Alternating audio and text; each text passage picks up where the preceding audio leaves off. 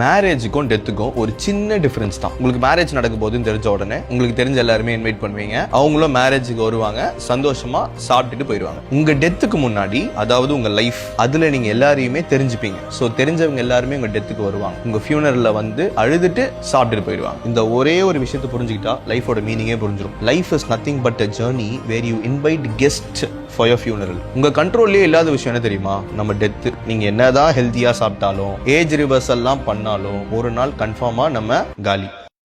அப்போ உங்க கண்ட்ரோல்ல என்ன இருக்கு? மத்தவங்க உங்க மேல கைண்டா இல்லனா என்ன, நீங்க கைண்டா இருங்க, because it is in your control. மத்தவங்க உங்களை ஏமாத்தினா என்ன, நீங்க ஏமாத்தாதீங்க, because it is in your control. மத்தவங்க உங்களை ரெஸ்பெக்ட் பண்ணலனா என்ன, நீங்க எல்லாரையுமே ரெஸ்பெக்ட் பண்ணுங்க, because it is in your control. யாருக்குமே உங்களை பிடிக்கலனா என்ன, இப்போ நீங்க எல்லாரையுமே லவ் பண்ணுங்க, ஏன்னா it is in your control. ஒரே லைஃப் ஈகோவோட ரெக்ரெட்டோட முடிக்கிறோமா, இல்லனா நல்லவனா நிம்மதியா 4 பேரை சம்பாரிச்சுட்டு முடிக்கிறோமா, இதுதான் மேட்டர். நம்மளோட ஃபியூனரல் எல்லாம் டிராஃபிக் ஜாம் ஆகணும், வாழ்ந்தா அப்படி வாழணும். என்ன சொல்றீங்க?